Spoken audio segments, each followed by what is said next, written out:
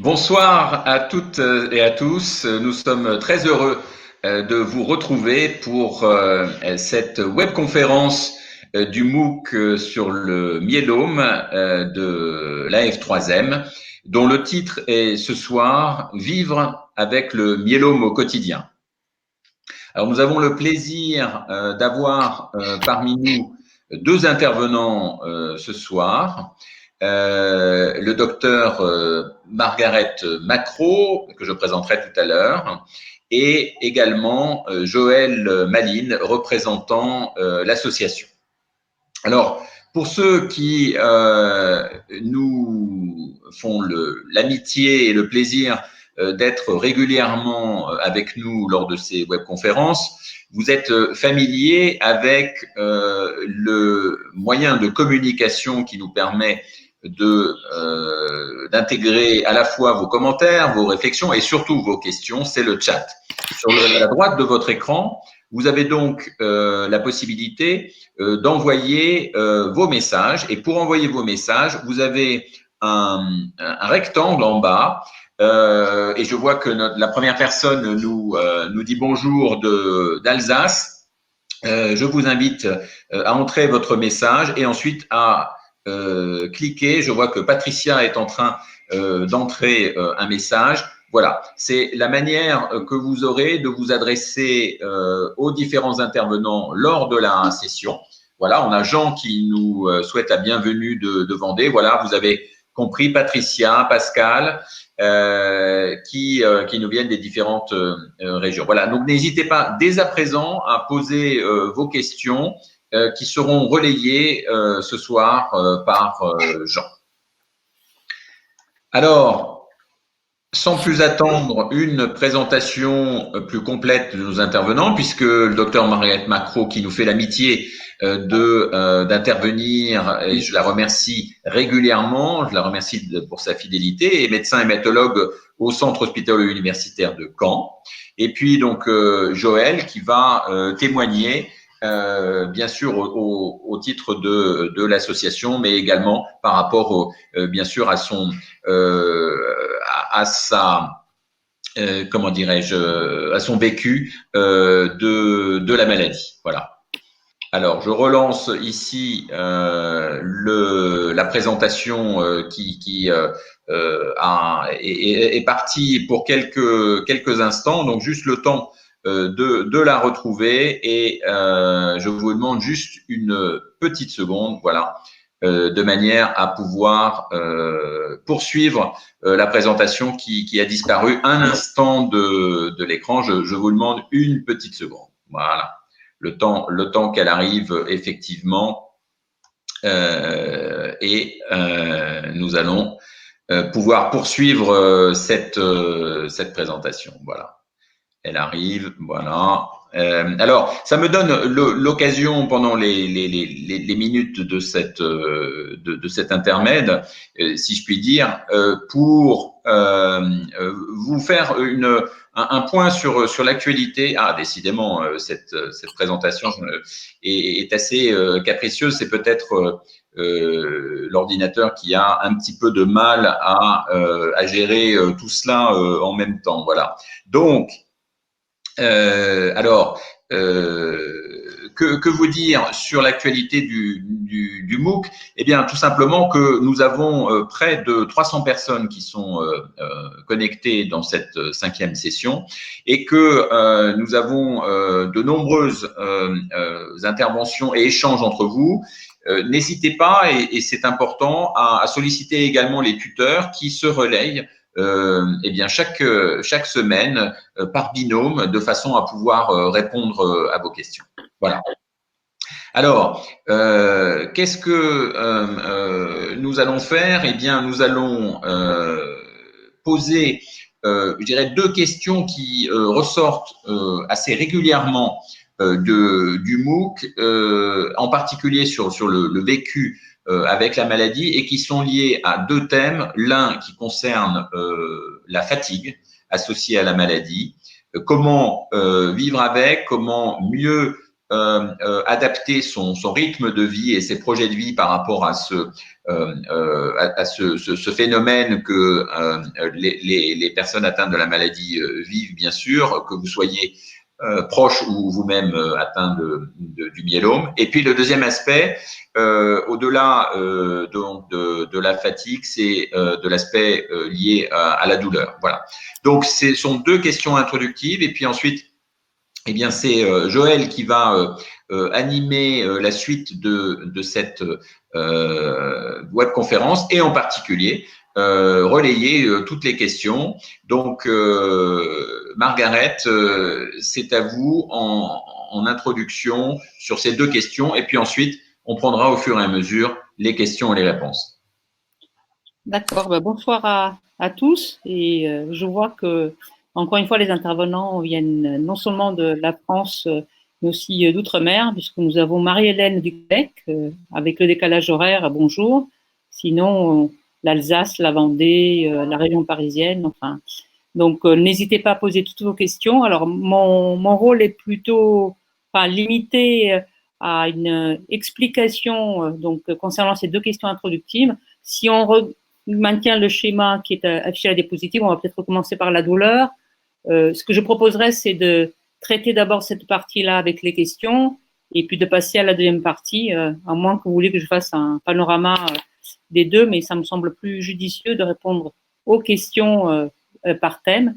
Donc moi, je suis praticien en hématologie à Caen, donc je m'occupe particulièrement du myélome multiple, et je suis des patients qui sont atteints par cette maladie, et qui a comme caractéristique essentielle d'être douloureuse. Pourquoi? Parce que elle est développée à partir des globules blancs qui sont les plasmocytes, qui sont la moelle osseuse, qui ont comme particularité de fragiliser l'os qui entoure la moelle osseuse, et donc l'un des symptômes d'entrée de la maladie des plus fréquents est vraiment la douleur, effectivement, et l'atteinte osseuse est très fréquente. Chez 7 patients sur 10 vont la présenter soit au diagnostic, soit au cours de l'évolution de la maladie. Donc, la douleur la plus fréquente, c'est la douleur osseuse. Alors, ce sont des douleurs particulières parce qu'elles sont rebelles au traitement habituel, et parfois, donc, les médecins prescrivent des traitements contre la douleur, donc des antalgiques simples comme le paracétamol, puis des anti-inflammatoires, qu'on doit épargner aux patients souffrant de myélome. Et puis on s'aperçoit petit à petit que ces douleurs sont rebelles. En escalade, on passe au palier 2, donc des opiacés, voire jusqu'à la morphine. Donc ce sont des douleurs qui sont rebelles, qui sont des douleurs osseuses, qui peuvent toucher tout le squelette, pas le crâne, parce que ça ne fait pas mal, mais le rachis surtout, peuvent s'accompagner, donc donner ce qu'on appelle des lombalgies, des dorsalgies. Et quand la maladie irrite une racine nerveuse, ça peut se compliquer aussi d'une sciatique, qui dans ces cas-là n'est pas due à une hernie discale, comme c'est habituel, mais qui est due à la maladie. Donc, ces douleurs font partie des symptômes de la maladie, et l'efficacité du traitement s'accompagne de leur diminution, voire de leur disparition, au fur et à mesure que l'efficacité se manifeste. Mais il faut savoir, comme l'os est fragilisé par la maladie, dès le départ, qu'il peut rester toujours des séquelles douloureuses, parce que la mécanique ne fonctionne plus de la même façon. La perte d'os, de masse osseuse dans les vertèbres, font qu'on peut avoir des tassements, même s'il n'y a pas des tassements, donc ce sont des fractures vertébrales importantes, il peut y avoir des micro-fractures. Et une fois que l'os est perdu, donc avec cette maladie, même si on la stoppe, que le patient est en rémission, l'os reste fragile. Donc on peut continuer à avoir des douleurs par micro-fissure, par complications mécaniques. Il ne faut pas s'en étonner. Ça ne veut pas dire que la maladie n'est pas contrôlée, mais il faudra apprendre à vivre avec, à gérer ces douleurs mécaniques. Et parfois, le patient est obligé de garder un traitement antalgique indéfiniment, y compris des morphiniques à petite dose, parce que ces douleurs sont toujours présentes. Donc c'est la partie la plus classique et la plus fréquente dans le myélome, ce sont les douleurs osseuses. Donc ça, ce sont des douleurs qui font partie de la maladie, qu'on sait bien traiter. Maintenant, les médecins ont fait beaucoup de progrès dans la prise en charge de la douleur. Je vois déjà qu'il y a la question sur le cannabis thérapeutique. Oui. de elle apparaîtra inévitablement. Ouais. Un peu vite, voilà. Mais je vous ai dit, pour l'instant, les traitements classiques sont les antidouleurs et puis surtout le traitement de la maladie. Et parmi le traitement de la maladie, la cortisone à forte dose, donc qui est là, par exemple la dexaméthasone, qui peut contrôler très rapidement les douleurs en attendant que le reste du traitement spécifique fasse son effet. Donc le traitement de ces douleurs repose essentiellement sur les calmants, les antalgiques, quel que soit le palier, et le traitement spécifique de la maladie. Encore une fois, qui va être démarré le plus rapidement possible et d'autant plus vite que les patients sont douloureux. On voit des patients arriver qui ne peuvent pas, qui sont alités, qui ne peuvent pas bouger à cause de ces douleurs. Donc le traitement, dans ces cas-là, est vraiment une urgence. Donc ça, c'est les douleurs liées à la maladie. On sait bien gérer maintenant avec l'apport de tous les nouveaux traitements de la douleur. Mais il n'y a pas que les traitements médicamenteux, il y a des traitements aussi parallèles, mais on va revenir, qui sont plus, disons, auxquels on fait appel pour des douleurs chroniques. Les hématologues ont l'habitude de gérer ces douleurs, mais on fait maintenant appel très facilement aux médecins de la douleur. Il y a maintenant des équipes mobiles de la douleur dans tous les centres hospitaliers et a fortiori dans les centres universitaires.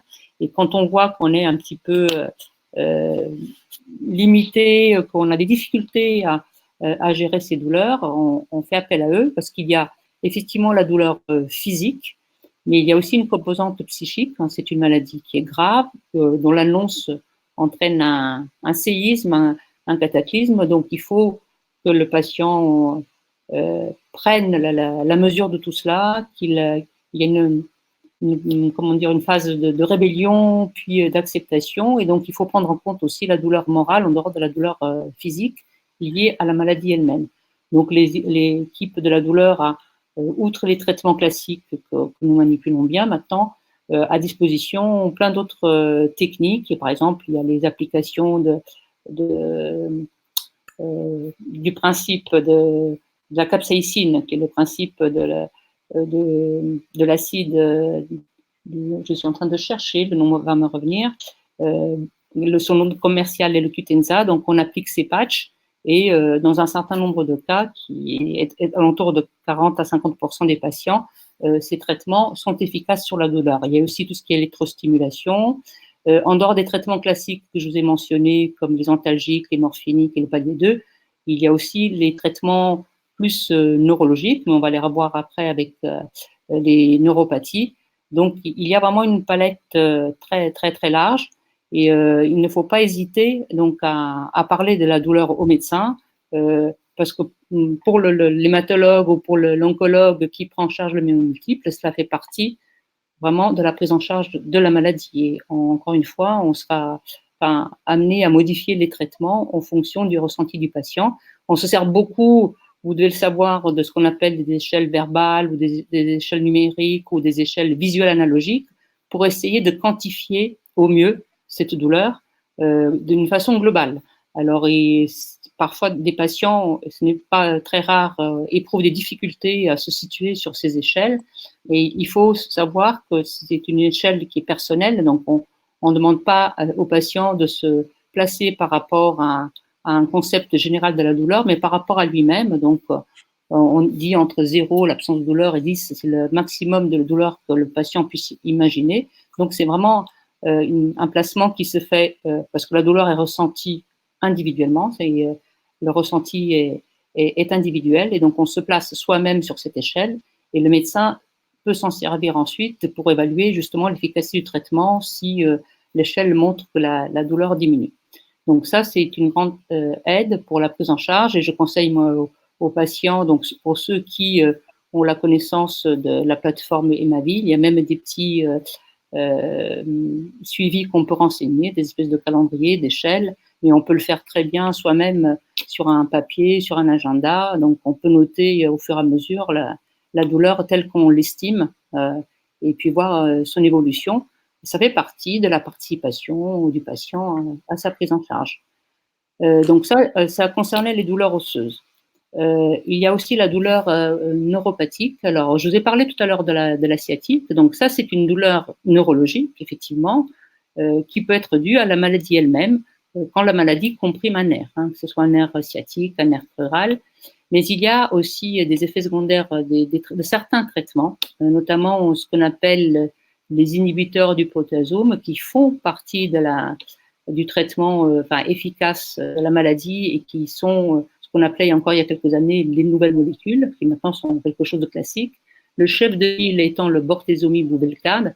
Donc, une des principales complications, effets secondaires, comme on dit, de ce traitement, est la survenue de neuropathies.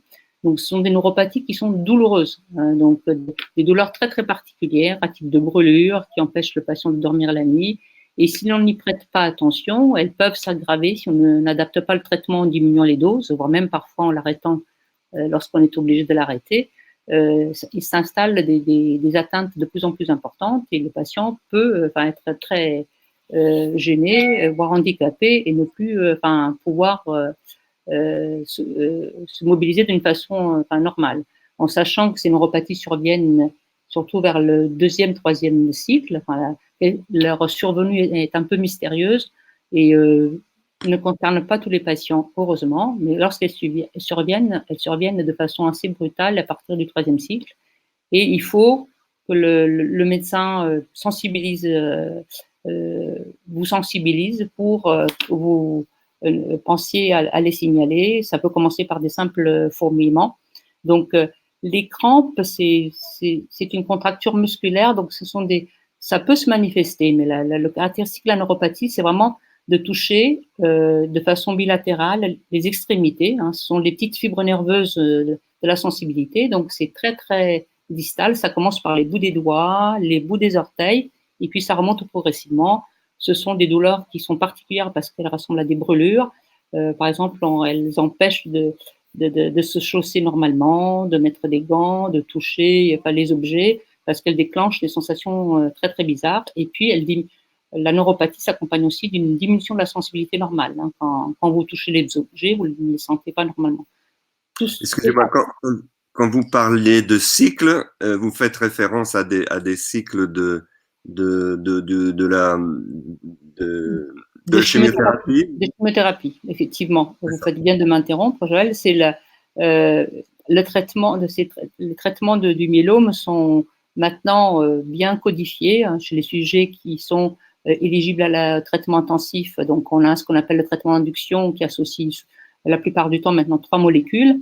Donc, la cortisone à forte dose dont on a parlé tout à l'heure, un inhibiteur du protéasome, donc qui pour l'instant reste donc le Velcade, qui est le plus classique, qui est l'AMM, et le troisième médicament qui est un immunomodulateur, soit le thalidomide, qui est le plus ancien, soit plus récemment le Revlimid. Donc ça, c'est pour le sujet éligible à la greffe, en sachant que même maintenant chez les sujets non éligibles à la greffe, on peut utiliser l'association de ces 3 molécules, mais en modulant bien sûr les doses, puisque l'âge fait qu'il faut adapter le schéma en diminuant les doses, la durée du traitement, etc. Donc tout ça, on appelle ça des cycles. Et donc le Velcade dont on parlait, le bortezomib, se donne chez le sujet relativement jeune, donc équivalent à l'autogreffe, selon des séquences bien particulières, toutes les 3 semaines. Donc ce qu'on appelle un J1, J4, J8, J11, enfin bref, 2 fois par semaine pendant 2 semaines, puis une semaine de repos. Donc tout ça, ça constitue un cycle. Chez les sujets âgés, c'est plutôt 1 fois par semaine, 4 semaines, avec 1 semaine de repos, toutes les 5 semaines.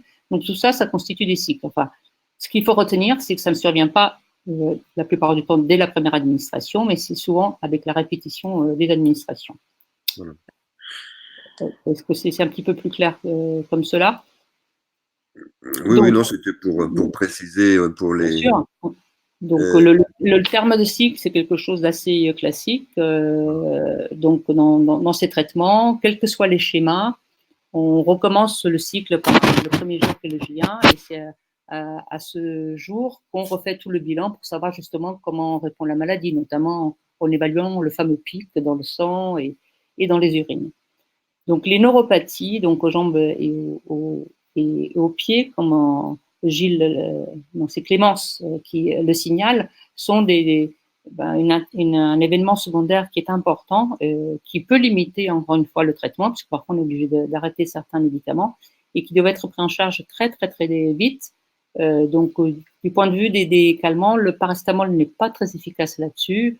La morphine, oui. Enfin, en tout cas, cela dépend des patients, mais on commence par la morphine. Et il y a des médicaments qui sont très spécifiques pour les douleurs neuropathiques, qui sont des médicaments qu'utilisent les neurologues ou les psychiatres, par exemple, pour la dépression.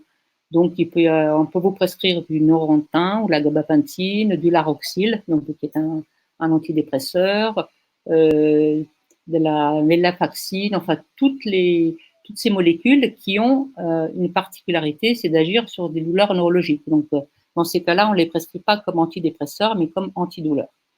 Et je vous parlais tout à l'heure donc de ces traitements particuliers qui sont l'application de patchs de capsaïcine, donc du piment en fait, le principe actif du piment, aussi des électrostimulations, de la méthode TENS. Donc il y a beaucoup de techniques hors médicaments qui maintenant sont utilisées par les centres antidouleurs pour prendre en charge ces douleurs.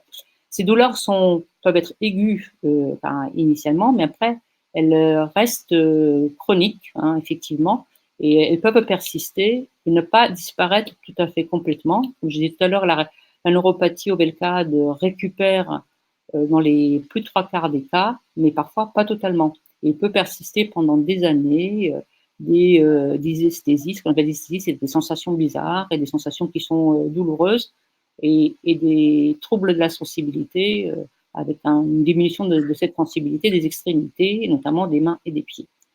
Et ça peut rester à titre de séquelles. Ce qui fait que quand les traitements continuent, si on a d'autres traitements parce que la maladie revient, il faut vraiment faire à chaque fois le bilan des séquelles qu'a laissé le traitement antérieur pour choisir, le médecin choisit comme ça, le traitement le plus adapté en fonction des effets secondaires du traitement antérieur. Donc, il y a des... Est-ce qu'on peut dire que comme pour la chimiothérapie et en fonction des cycles, il y a des associations de molécules. Est-ce que pour la douleur aussi, c'est l'important, vous parliez que il est possible d'utiliser des molécules antidépresseurs, par exemple. Donc pour la douleur, c'est le même schéma, c'est l'association de plusieurs molécules qui permet de trouver la solution pour chacun. C'est effectivement un traitement qui doit s'adapter vraiment à la réponse à la sensibilité de ces thérapeutiques, patient par patient. C'est-à-dire les patients qui peuvent très bien être contrôlés par des petites doses de morphinique, un petit peu de Neurontin, de gabapentine, et puis d'autres qui sont vraiment dont la vie est chamboulée par ces douleurs et qui devront additionner plusieurs traitements médicamenteux, donc les morphiniques, les antidépresseurs et non médicamenteux, parce que la douleur est importante et entraîne des insomnies, une vraie dépression, puisque le retentissement de la douleur chronique fait que même si le moral était bon au départ, il peut y avoir une dépression induite par les douleurs chroniques, par les troubles du sommeil, par la fatigue qu'engendre le manque de sommeil. On va reparler de la fatigue tout à l'heure.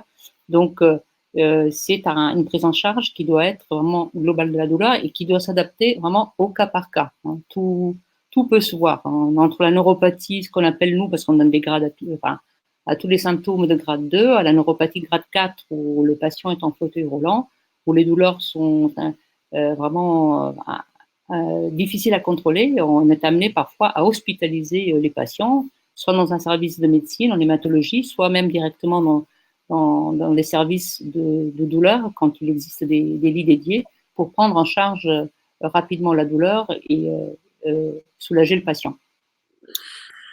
Alors, j'ai une question, je vois, pourquoi est-ce qu'il faut attendre si longtemps? Alors, ça dépend vraiment de la disponibilité locale des équipes. Ce qu'on sait, c'est qu'il y a des équipes partout, que le problème pour accéder à ces centres ou équipes donc de la douleur, c'est qu'il faut avoir une porte d'entrée par l'oncologue ou l'hématologue. Parce que sinon, ils prennent en charge toutes les douleurs chroniques, quelle que soit l'origine, les douleurs rhumatologiques, les douleurs rhumatismales. Et donc, si cela est embouteillé, il faut que votre médecin, oncologue ou hématologue fasse un peu le forcing et qu'il demande des rendez-vous en urgence, parce que, comme je vous le disais tout à l'heure, le traitement, la prise en charge du myélome est une urgence hématologique dans certains cas, parce qu'il y a des conséquences sur le calcium, sur le rein, mais il peut être aussi une urgence par la douleur, par les douleurs osseuses. Donc, je ne peux pas m'expliquer pourquoi vous avez dû attendre 3 ans, ça me paraît quand même très long, mais il peut y avoir des embouteillages parce que la demande est importante et il faut vous en référer à votre infirmière coordinatrice, à votre médecin hématologue pour essayer de passer ces barrières. Je ne dis pas que c'est facile, mais il y a une première prise en charge déjà par votre médecin généraliste, hein, qui peut quand même intervenir et soulager la douleur avant même que vous ayez vu votre hématologue ou votre oncologue. Et puis après, donc par paliers successifs, il y a aussi une intervention de l'infirmière coordinatrice, mais ça n'est pas normal qu'un patient qui souffre n'ait pas accès rapidement à des thérapeutiques de traitement antidouleur, donc par le biais du médecin référent, puis par les médecins spécialistes de la douleur. Là, maintenant, il y a des équipes qui sont accessibles partout en France. Je ne sais pas si au Québec, mais je pense qu'au Québec, ils doivent être même un petit peu en avance sur nous pour accéder à ces dispositifs.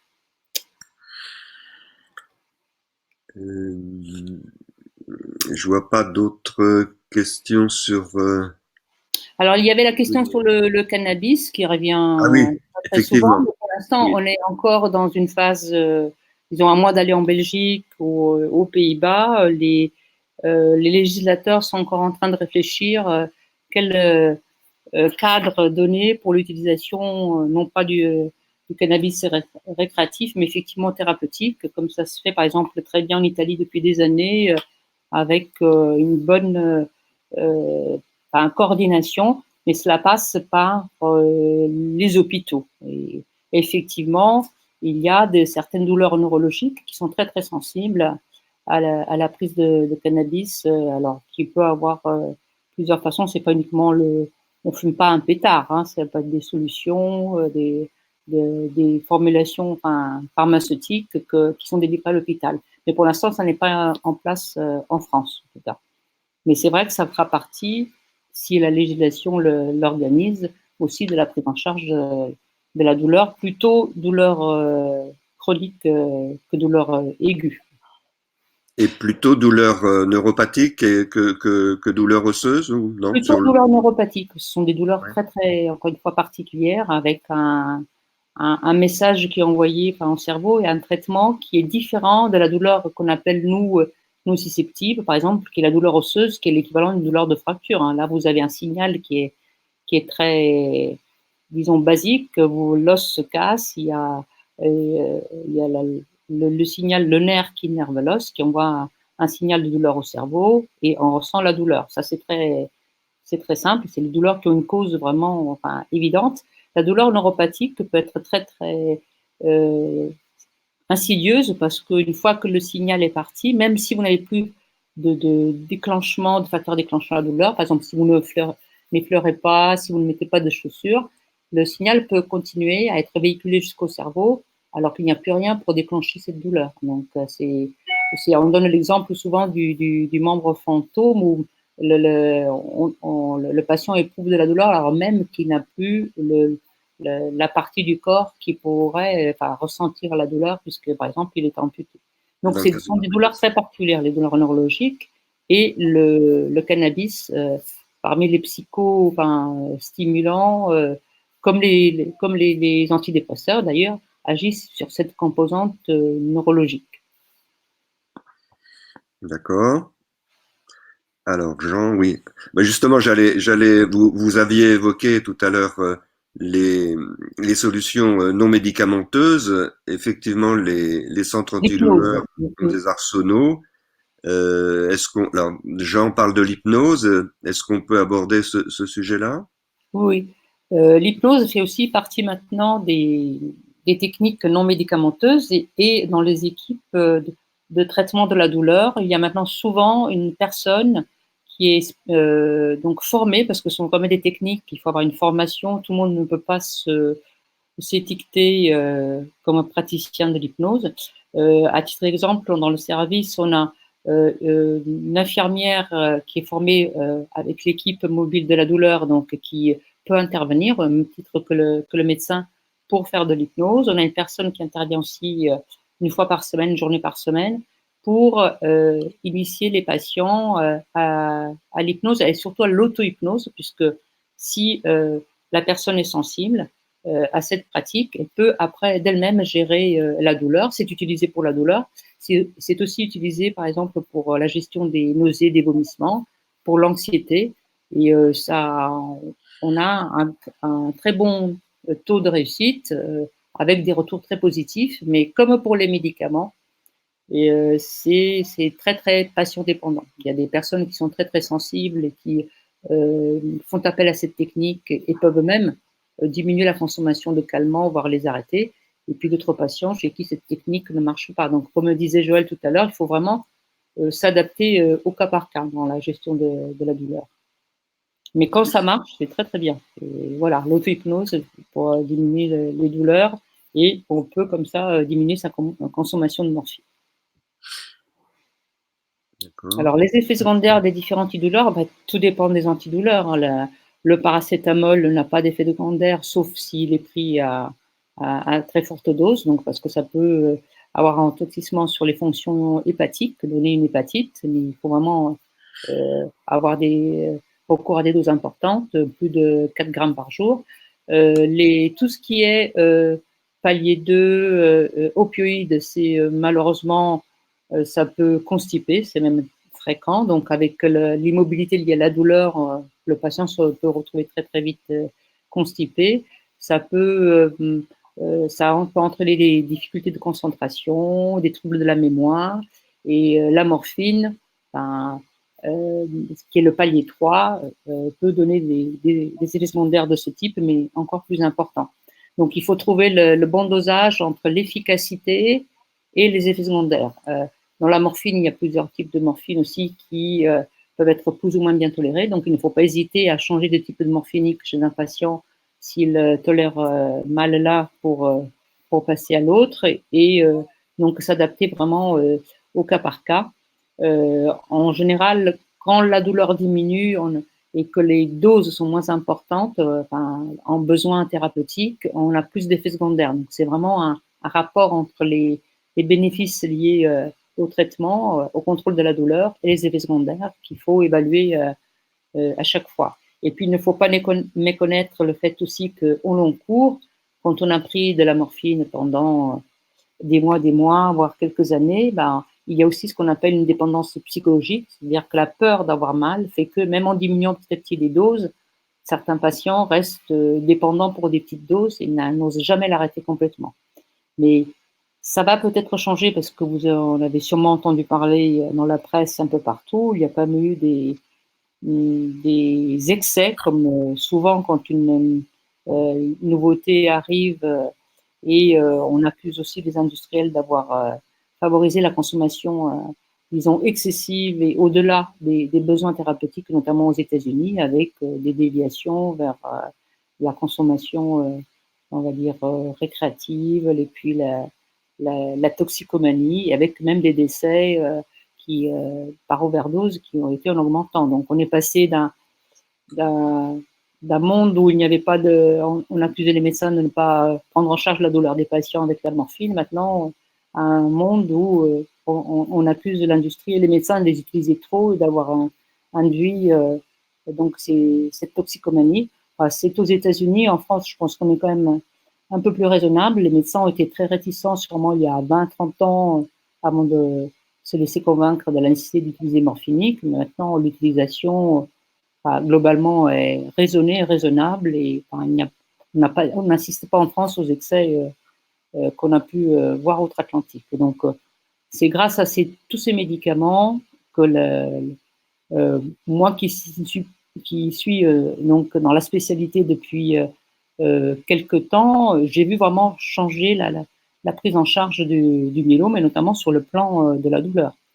Mais, encore une fois, ça reste une maladie douloureuse et on continue à recevoir des patients qui entrent dans la maladie par des douleurs très, très importantes. Donc, il faut vraiment connaître la nécessité de la prise en charge de cette douleur et dès le début. Mais on voit après les patients se remettre debout, reprendre des activités et revenir même à des activités de loisirs, des activités professionnelles tout à fait normales. Alors, merci. Alors, pour essayer de, comme je vois qu'il n'y a pas forcément d'autres réactions sur la douleur, et puis pour essayer de traiter les deux sujets équitablement au niveau du temps, peut-être peut-on aborder la fatigue? Bien Comment? sûr. Donc la fatigue a, elle aussi, la fatigue c'est quelque chose, c'est un symptôme qui est très très fréquent, non seulement dans le myélome, mais dans beaucoup de maladies. Hein. Quand vous faites une grippe, vous êtes fatigué, quelle que soit la maladie, c'est le symptôme que le corps, disons, doit affronter un stress externe, donc quelle que soit la cause. Donc, c'est pas du tout spécifique. Hein. Quand vous êtes fatigué, bah, il faut essayer de trouver pourquoi, mais vous pouvez être fatigué parce que vous êtes surmené. Enfin, donc, la fatigue peut être, elle aussi, un symptôme d'alerte et d'entrée dans le myélome par quelque chose qui est très classique. Je vous ai dit tout à l'heure que c'est une maladie de la moelle osseuse. La moelle osseuse fabrique les globules rouges. Donc, vous avez déjà fait le module sur qu'est-ce que le myélome. Donc, quand les globules rouges ne sont pas en quantité suffisante, on parle d'anémie. Et l'anémie, son premier symptôme, c'est la fatigue. Avant l'essoufflement, avant le cœur qui bat un peu trop vite. Donc, c'est la fatigue. Donc, c'est quelque chose de très, très classique. Encore une fois, comme on peut entrer dans la maladie par la douleur osseuse, on peut y entrer par simplement de la fatigue, de l'essoufflement, une prise de sang, et on voit que donc il y a une anémie à la prise de sang. Donc la fatigue, c'est tout à fait normal. C'est la fatigue liée à un déficit en globules rouges, mais ça peut être aussi la fatigue non seulement physique, on a parlé tout à l'heure de la douleur et des troubles du sommeil qu'elle peut engendrer, donc ça va être de la fatigue, le sommeil n'est pas réparateur. Donc la fatigue physique, mais aussi la fatigue psychique. Comme on disait tout à l'heure, c'est une maladie donc, qui bouleverse complètement le quotidien.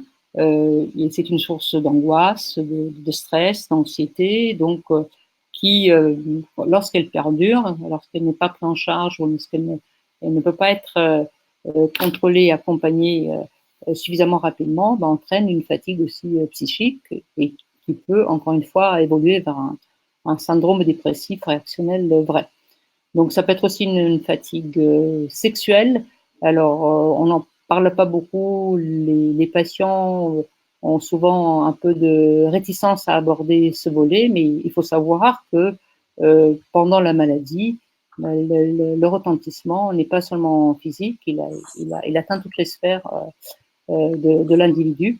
Donc, il faut savoir que ça peut être tout à fait temporaire et que dans les phases de traitement actives, en plus, il y a certains médicaments qui, maintenant, on en a beaucoup moins, qui peuvent aussi retentir sur la partie, sur la fatigue, sur l'élan vital, physique, psychique et sexuel. On avait, par exemple, on a utilisé beaucoup le thalidomide, qu'on utilise beaucoup moins maintenant, mais l'une des particularités était non seulement la neuropathie pour le thalidomide, mais aussi la fatigue. Hein. C'est pour ça qu'on conseille toujours aux patients de prendre ces médicaments le soir, parce qu'il peut y avoir une somnolence. Et il y avait aussi une baisse de la libido sous ce traitement. Aussi, on l'avait connu aussi cela sous interféron, mais c'est une molécule qu'on n'utilise plus du tout dans le myélome. Donc, il faut savoir que certains médicaments peuvent donc entraîner de la fatigue. Donc, ce sont essentiellement ce qu'on appelle les immunomodulateurs, donc le thalidomide en premier lieu, mais aussi le Revlimid ou les nalidomide, et puis maintenant donc la troisième génération, l'imnovide pomalidomide, qui est beaucoup bien mieux toléré que le thalidomide, mais qui, chez certains patients, donne vraiment une sensation de fatigue importante. Donc la fatigue peut être liée à la maladie, elle peut être liée à l'anémie, elle peut être liée au manque de sommeil, à un sommeil de mauvaise qualité lié aux douleurs, soit douleurs osseuses, soit douleurs neuropathiques, et elle peut être liée aussi au traitement, et notamment, encore une fois, aux immunomodulateurs, un peu moins au Velcade, mais ça peut aussi être lié au Velcade. La cortisone, elle est particulière, donc surtout quand elle est donnée à bonne dose. Donc la dexaméthasone, ce sont des doses importantes parce qu'elle, au contraire, elle booste plutôt, hein, elle donne un coup de fouet. Les patients sont plutôt un peu speed et très. C'est un dopant, hein, la cortisone. Et ce qui se passe chez certains d'eux, c'est lorsque les doses sont données, parce que c'est donné en discontinu, ils sont très très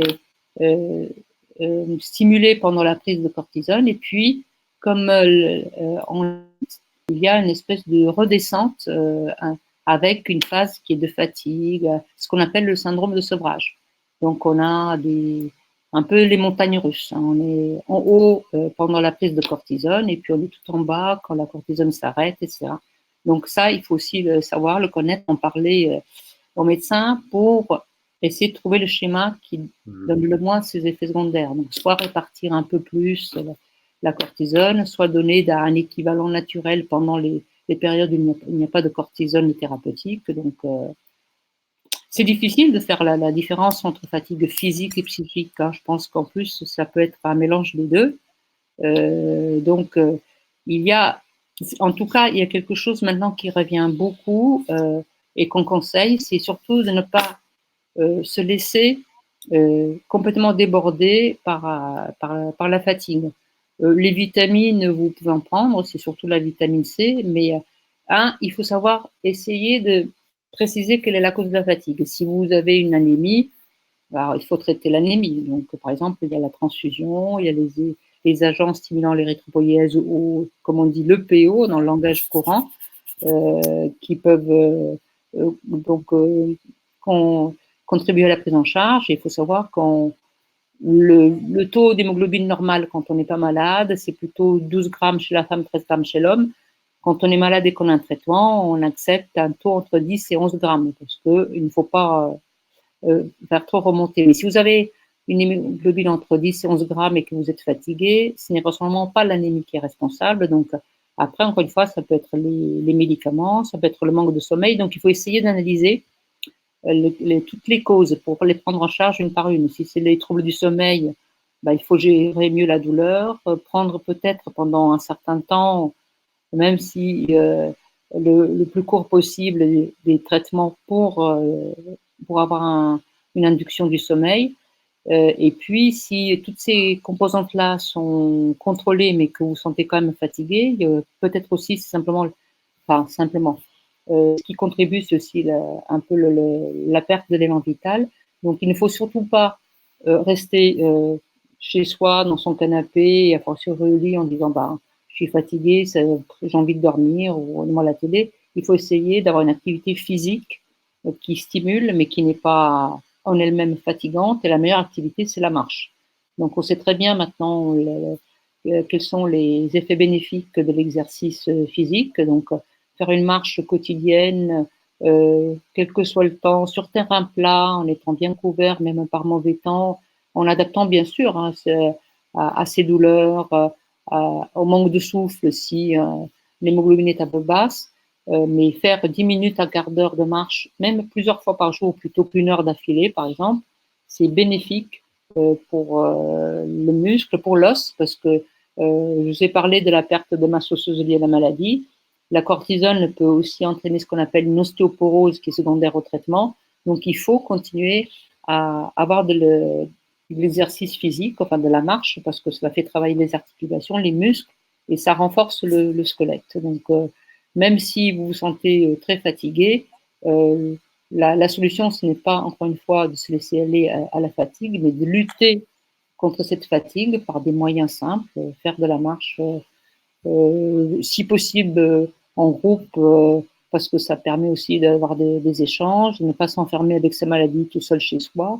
Donc, en période de rémission, sans aucun traitement, la fatigue devrait disparaître, mais il peut y avoir la fatigue psychique parce qu'on n'a pas réglé son compte dans sa tête avec la maladie, parce qu'on est inquiet, ce qui est normal d'une éventuelle rechute, parce que la maladie a perturbé la vie qu'on avait avant et que c'est difficile de tourner la page et de dire qu'on ne pouvait pas faire tout ce qu'on faisait avant.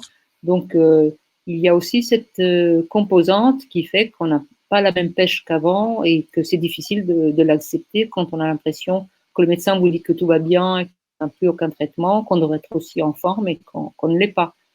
Donc ça peut être aussi une partie, une composante psychique d'acceptation de la période après la maladie, le retour de vie la plus normale possible.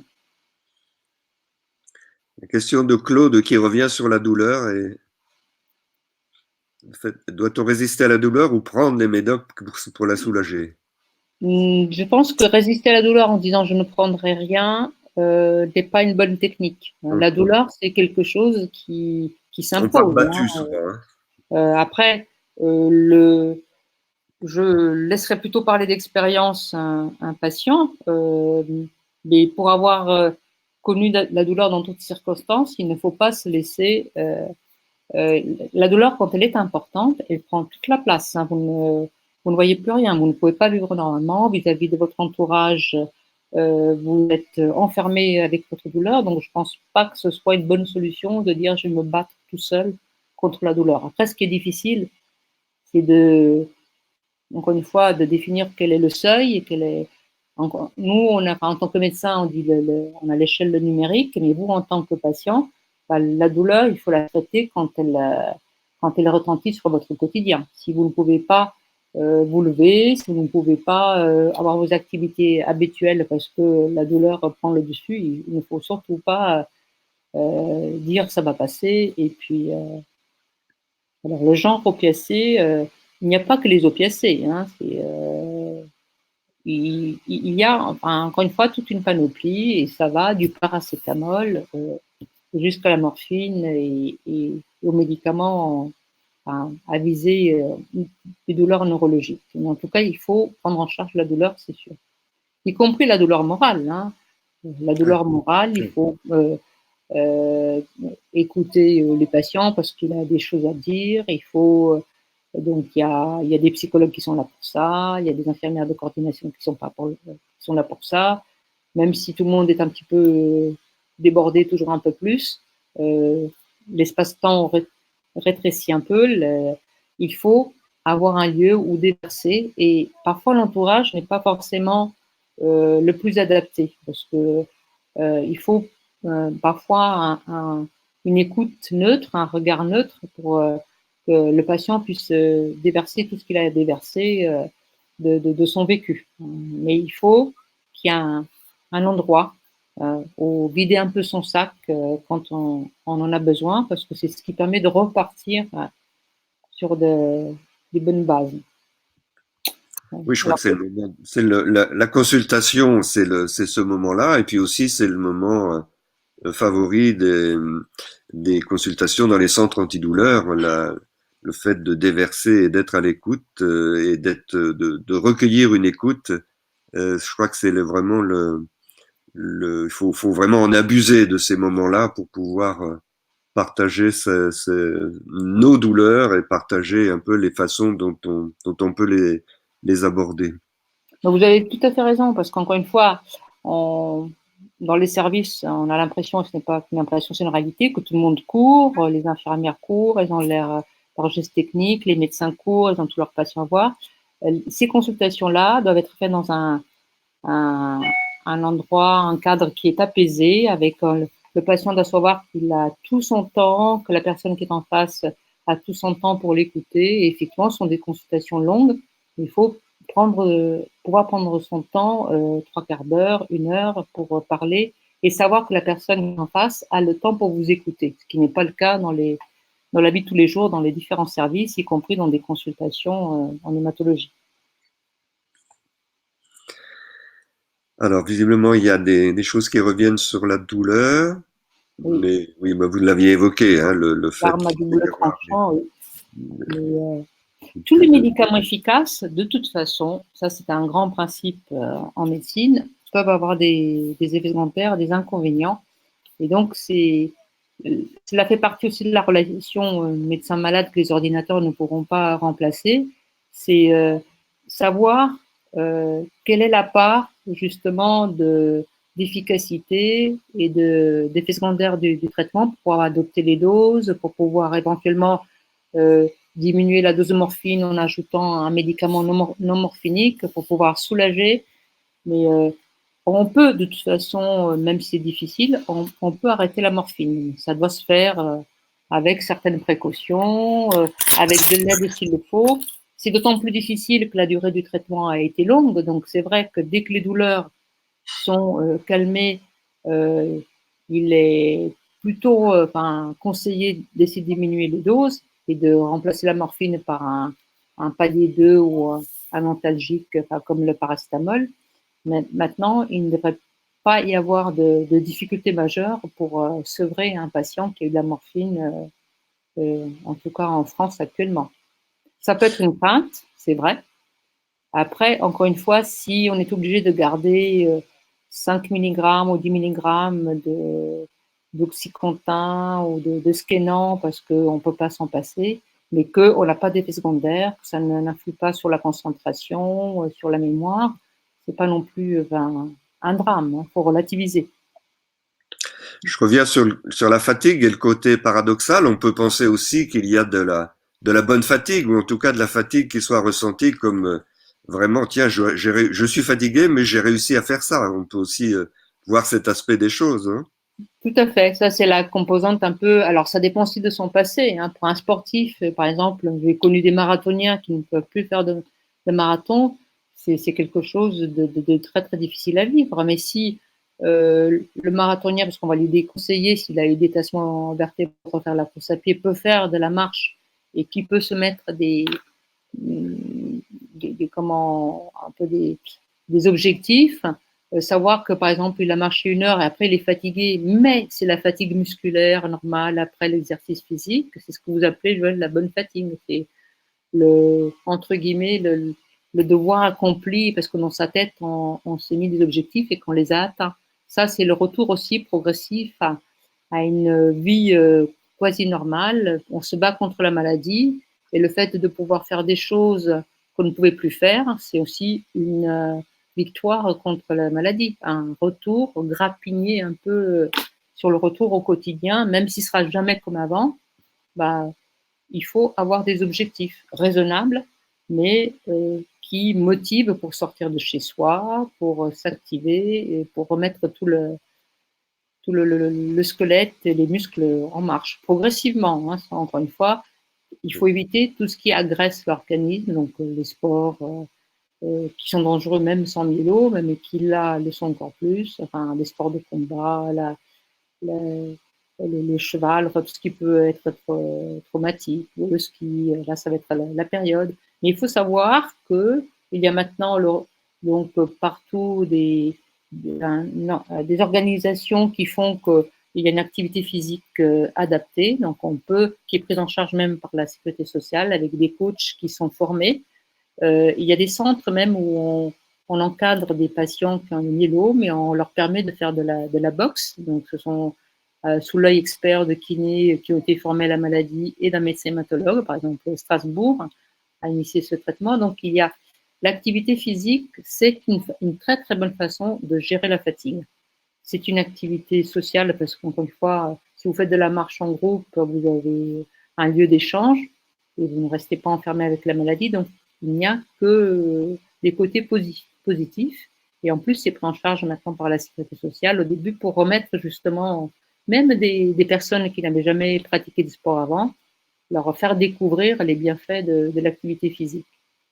Alors bien sûr, il ne faut pas dire si quelqu'un vient d'avoir un tassement de vertèbres qu'il doit aller faire sa marche d'1 heure. Il faut garder un bon sens. Mais quand la maladie est contrôlée, qu'on est en période de rémission, même s'il y a des traitements qui fatiguent, encore une fois, on peut très bien s'aménager des périodes d'activité.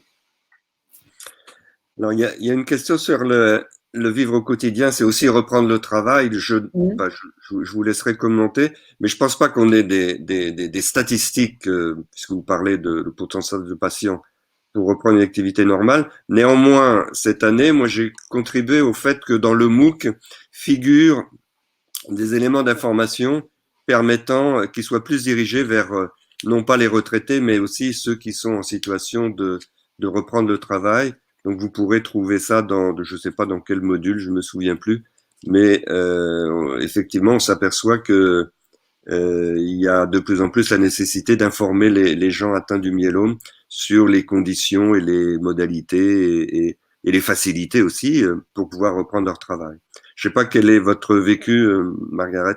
Alors, nous, on a une consultation spécialisée, on a la chance, donc on a un médecin qui voit nos patients et il y a une consultation maintenant de retour au travail qu'on propose systématiquement aux patients atteints de myélome qui sont encore en âge de travailler, puisque bon, même si la moyenne c'est 70 ans, en tant que centre greffeur, on en voit beaucoup de patients beaucoup plus jeunes. On en a des 38, 40 ans, 45 ans, donc qui sont en pleine activité professionnelle quand la maladie les atteint. Et donc, une fois que la maladie est contrôlée, et si le travail, parce qu'il peut y avoir des aménagements, si le travail n'est pas physique, s'il peut comporter des aménagements, on encourage toujours les patients à reprendre le travail. C'est la meilleure façon de tourner la page de la maladie, quand on peut. Après, c'est encore une fois, c'est comme la douleur, c'est très variable d'une personne à l'autre. D'abord, parce qu'un travail physique, un agriculteur, un ouvrier n'a pas les mêmes impacts sur son organisme quand il travaille qu'un employé de bureau ou un cadre. Donc, il faut vraiment s'adapter au cas par cas. Il peut y avoir parfois des aménagements de poste et en tout cas, il ne faut pas hésiter. Donc, si vous n'avez pas toutes les informations sur le MOOC ni sur le site de la F3M, à en parler avec votre oncologue ou votre hématologue, parce que maintenant, il y a de plus en plus de centres où il y a des consultations spécialisées de retour au travail dans le plan de ce qui s'est appelé l'après-cancer, donc le retour à une vie la plus normale possible. Alors, le gardien du temps que je suis va faire des malheureux. On est à 5 minutes un peu de la fin de cette conférence. Peut-être il est pour habitude de noter quelques questions qui reviennent souvent dans le MOOC. Je ne sais pas si vous voulez apporter ou si elle vous inspire un commentaire. D'ailleurs, vous y avez déjà largement, je les découvre en même temps, hein. Vous y avez déjà largement répondu, je crois, hein.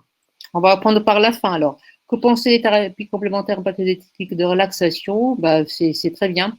Toutes les techniques sont bonnes à apprendre, encore une fois.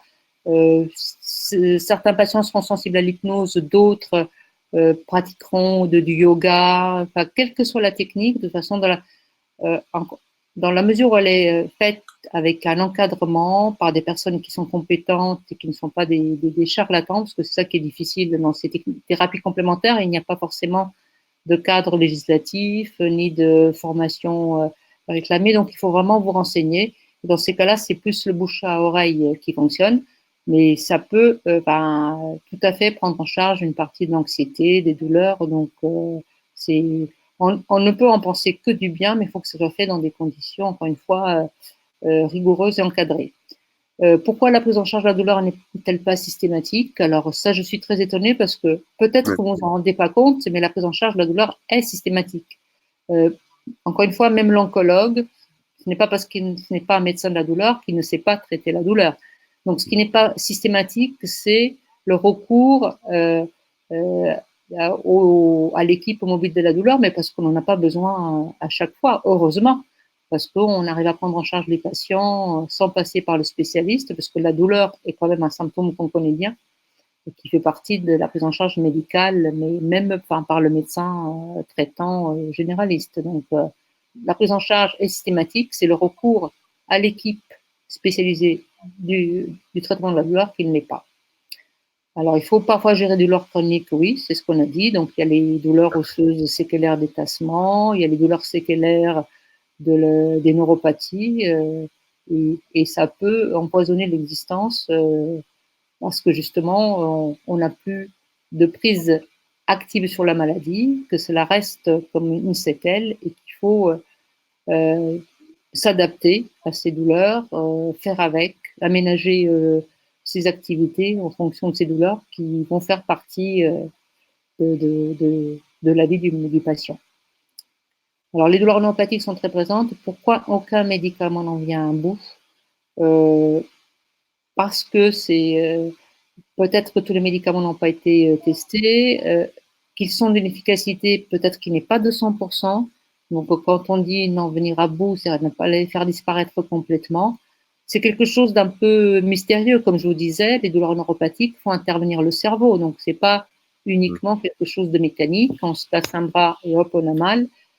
C'est l'influence du psychisme qui peut aussi rendre compte de certaines douleurs persistantes. Et quand les médicaments ne sont pas suffisants, bah, il y a aussi les techniques alternatives de relaxation. Tout à fait. On arrive au terme. Hein. Je suis désolé de fermer et clore un peu cette discussion avec vous. Je crois qu'on peut vous remercier, Margaret, de la clarté et puis d'avoir en si peu de temps balayé quand même un champ très large qui est devant nous et que nous aussi on vit tout en se disant tiens on essaye de se comparer aux autres mais en même temps chacun est individuel et unique et donc je pense que vous nous avez éclairé sur à la fois la complexité, mais aussi le fait qu'il y a des solutions très fortes et qui sont en cours actuellement. Conclure très rapidement pour vous rappeler que la prochaine webconférence, c'est le mercredi 4. C'est la conférence hein, où Monsieur Talbot, on m'a dit d'ailleurs qu'il sera en direct des États-Unis, je crois. Donc c'est la conférence qui avait été annulée pour des causes de mouvements sociaux, comme on dit. Vous rappelez aussi que les tuteurs, dont je fais partie, sont là aussi pour vous guider, vous aider dans le cadre du MOOC.